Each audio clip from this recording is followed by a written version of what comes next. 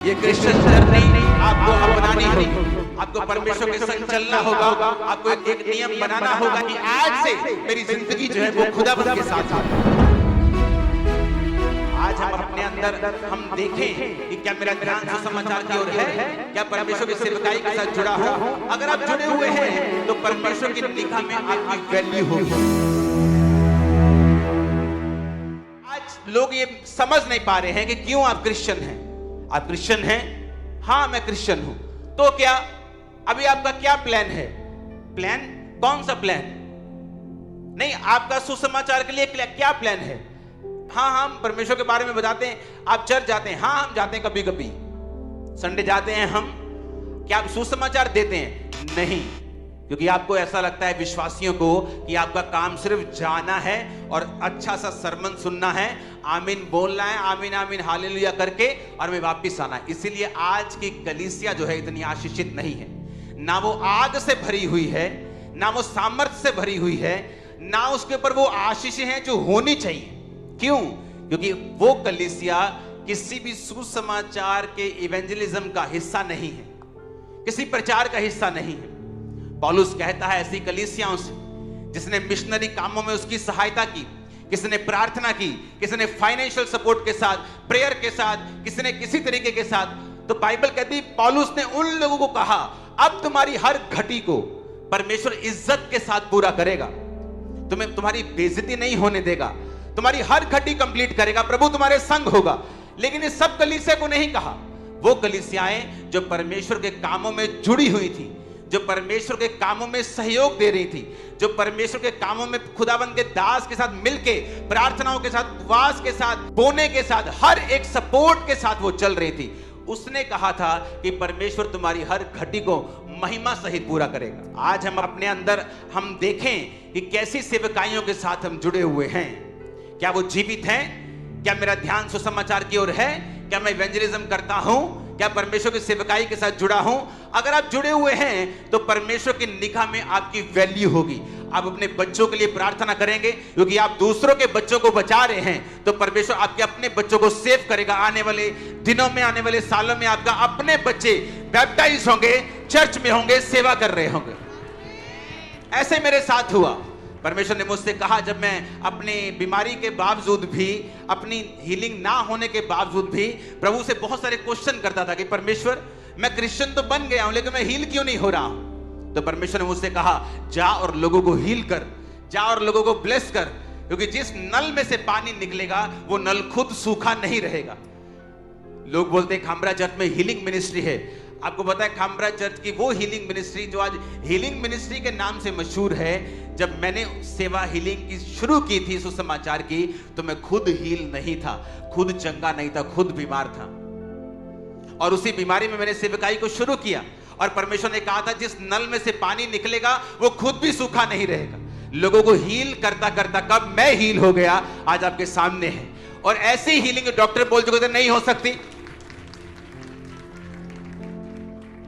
जलंधर के बहुत बड़े डॉक्टर हैं, वो जलंधर के आई थिंक अगर जलंधर के पहले 2-3 MBBS या MD डॉक्टर कोई होगा जलंधर शहर का, जहां जो एशिया में जिसके सबसे अधिक हॉस्पिटल जलंधर में है।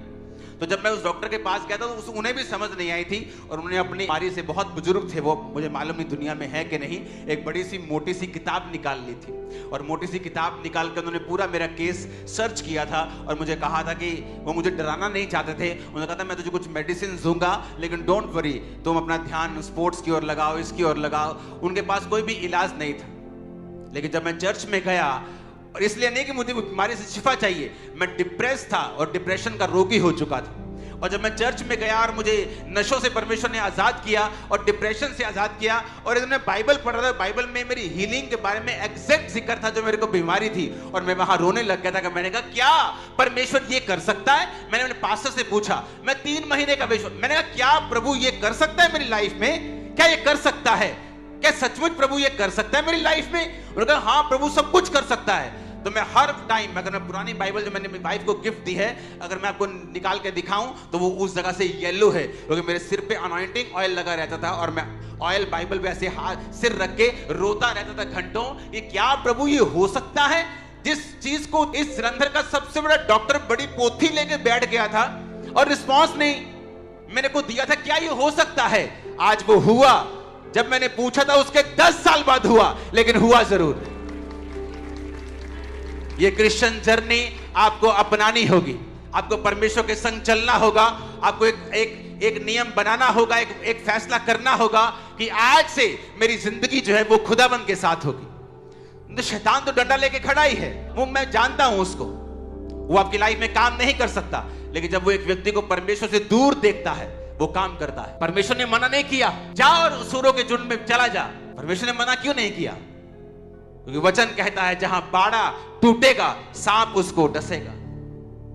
आप वचन तोड़ेंगे सांप डसेगा, उसमें परमेश्वर का कसूर नहीं है।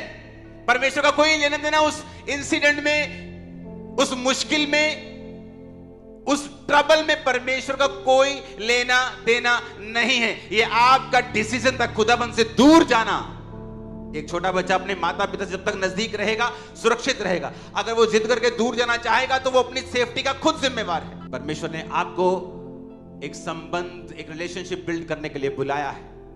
जो परमेश्वर के असली विश्वासी होते हैं ना, वो परमेश्वर की प्रेजेंस में ज्यादा कंफर्टेबल होते हैं, और जो नकली विश्वासी होते हैं वो दुनिया में ज्यादा कंफर्टेबल होते हैं। वो मैरिजेस में, पार्टीज में ज्यादा कंफर्टेबल हैं, गानों में कंफर्टेबल हैं, लेकिन परमेश्वर का जो असली जन है वो अपनी प्रार्थना के रूम में कंफर्टेबल है।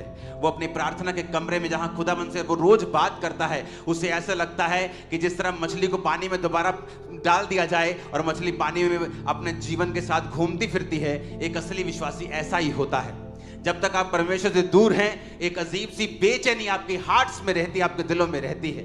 लेकिन जब आप परमेश्वर के साथ मेल मिलाप करते हैं और प्रार्थना के कमरे में जाते हैं और रोज प्रभु की उपस्थिति में बैठते हैं, आपको ऐसा लगता है कि जीवन आपकी लाइफ में प्रवेश कर चुका है। उसका आत्मा फिर आपको गाइड करता है, आपकी अगुवाई करता है, आपके बच्चों के लिए, बिजनेस के लिए, फाइनेंस के लिए, बॉडी के लिए, और वो सब चीजें जो दुनिया नहीं कर पाती, डॉक्टर नहीं कर पाते, आपकी लाइफ में पूरा होना शुरू होती है। आज मैं आपकी लाइफ के ऊपर प्रोफेसी करता हूं, जो डॉक्टर्स मना कर चुके हैं, इसी साल और अगले साल आप होता हुआ देखेंगे और गवाही के साथ होंगे आप। आमीन। मेरे को खड़कने वाला चाहिए अब।